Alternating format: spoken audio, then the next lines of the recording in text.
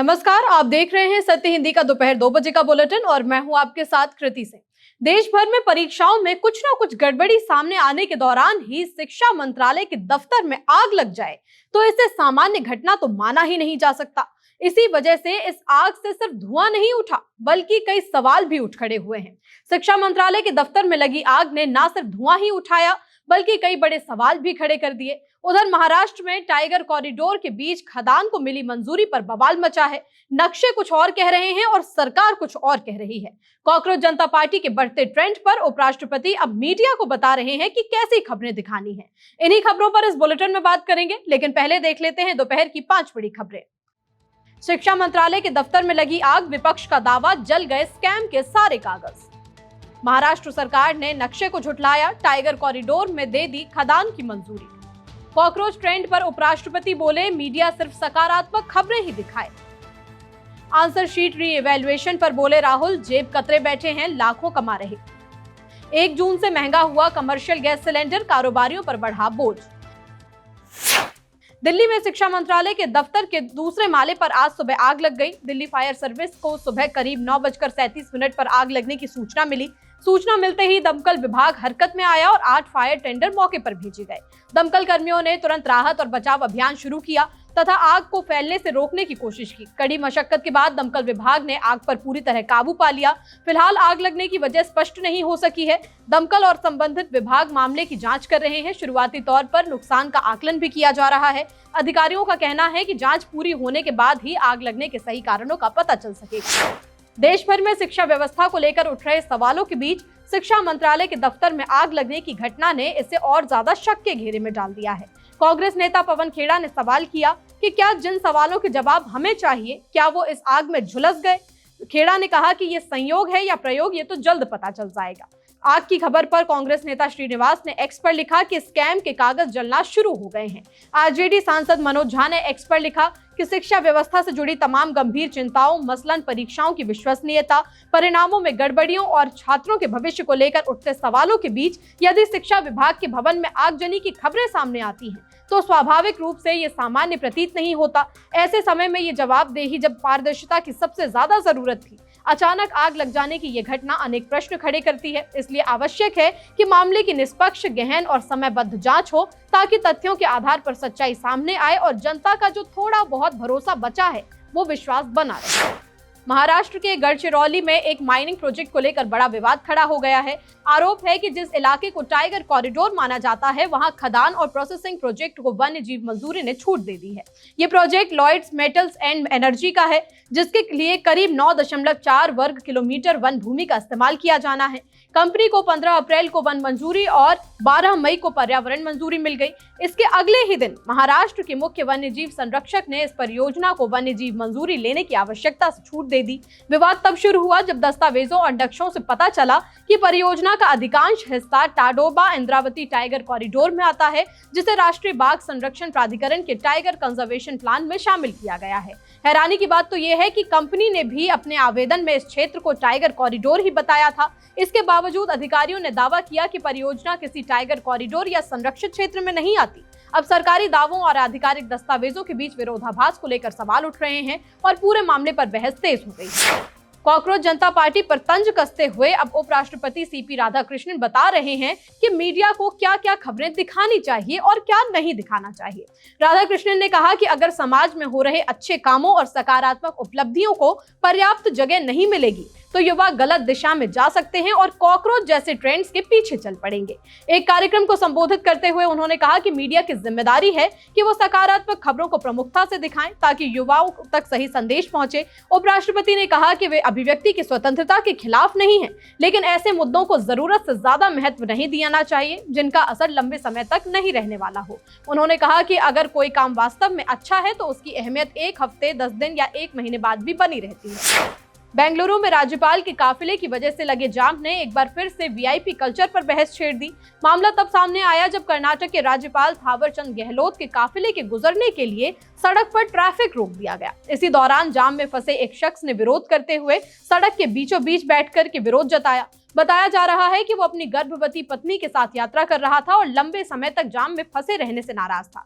युवक का कहना था कि अगर राज्यपाल का समय कीमती है तो आम नागरिकों का समय भी उतना ही कीमती है। उसने ट्रैफिक पुलिस से सवाल किया कि सिर्फ वीआईपी मूवमेंट के लिए लोगों को क्यों रोका जा रहा है। वायरल वीडियो में युवक और ट्रैफिक पुलिस के बीच तीखी बहस भी दिखाई दे रही है। पुलिस बार बार उसे सड़क से हटने के लिए कहती है, लेकिन वो अपनी बात पर अड़ा रहता है। युवक का कहना था कि उसकी पत्नी गर्भवती है और उन्हें भी जरूरी काम से जाना है। हालांकि बाद में स्थिति कैसे सामान्य हुई, ये बात अभी साफ नहीं हो पाई है। सोशल मीडिया पर भी इस घटना को लेकर लोगों की अलग अलग प्रतिक्रियाएं सामने आ रही हैं। बुलेटिन में आगे अभी और भी खबरें हैं। सीबीएसई की कार्रवाई, डेटा लीक करने वाली कंपनी पर लगेगा जुर्माना। सीबीएसई विवाद पर राहुल गांधी का केंद्र सरकार पर हमला। फिर बढ़ गए कमर्शियल सिलेंडर के दाम, 1 जून से बोझ। गाय को राष्ट्रीय पशु बनाने की मांग पर केंद्र ने साफ किया अपना रुख। सीबीएसई डेटा लीक मामले में अपनी सेवा देने वाली कंपनी पर भारी जुर्माना लगाने जा रही है। दरअसल सोशल मीडिया पर इस पोर्टल की एक बड़ी कमजोरी उजागर हुई थी। एक एथिकल हैकर ने दावा किया था कि छात्रों की कॉपियां ऑनलाइन दिख रही हैं। इसके बाद से ही छात्रों के डेटा की सुरक्षा पर सवाल खड़े हो गए थे। हालांकि सीबीएसई ने साफ किया है कि अब इस कमजोरी को ठीक कर दिया गया है। पूरे सिस्टम को सुरक्षित करने के लिए आईआईटी के एक्सपर्ट्स बुलाए गए थे, लेकिन बोर्ड ने इस गंभीर लापरवाही को हल्के में नहीं लिया और ऐसा बताया जा रहा है टेंडर के नियमों के मुताबिक दोषी कंपनी पर हर गलती के लिए जुर्माना लगेगा। देरी होने पर कंपनी को हर 15 मिनट का 1 लाख रुपए देना होगा। अधिकारियों का कहना है कि छात्रों के भविष्य के साथ खिलवाड़ बर्दाश्त नहीं होगा। हालांकि जुर्माना तो लगेगा, लेकिन कंपनी ब्लैकलिस्ट नहीं होगी। टेंडर के मूल दस्तावेज में सीबीएसई के पास ब्लैकलिस्ट करने का अधिकार था, लेकिन सीबीएसई ने खुद ही अधिकार हटा दिया।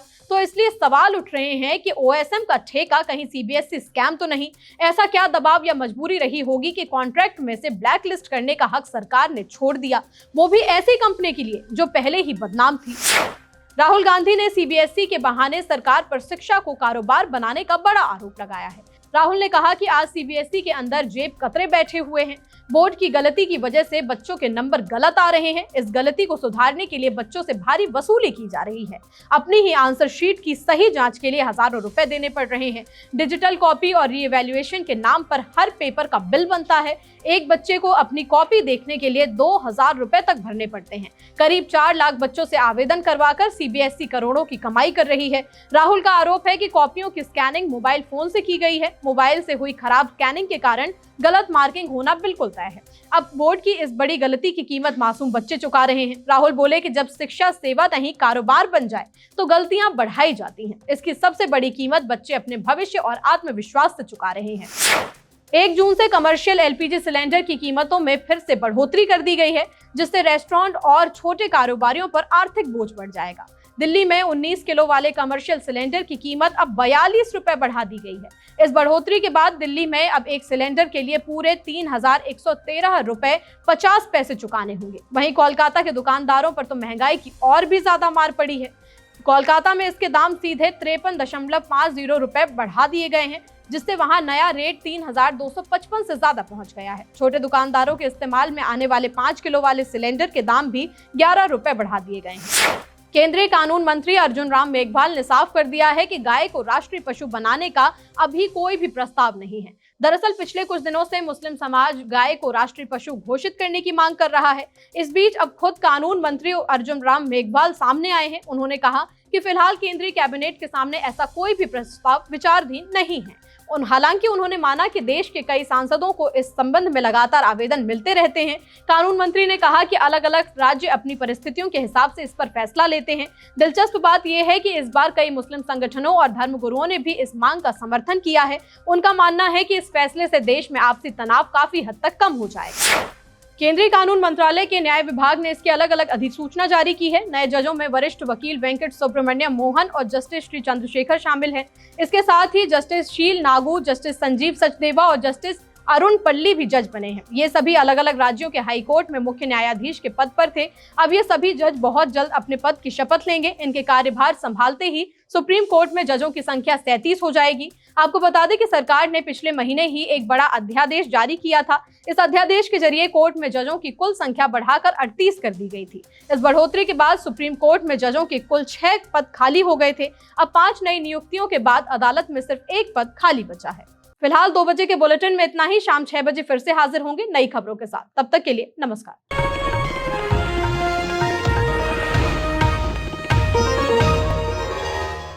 Copyright disclaimer under Section 107 of the Copyright Act 1976. Allowance is made for fair use for purposes such as criticism, comment, news reporting, scholarship, and research. Fair use is a use permitted by copyright statute that might otherwise be infringing.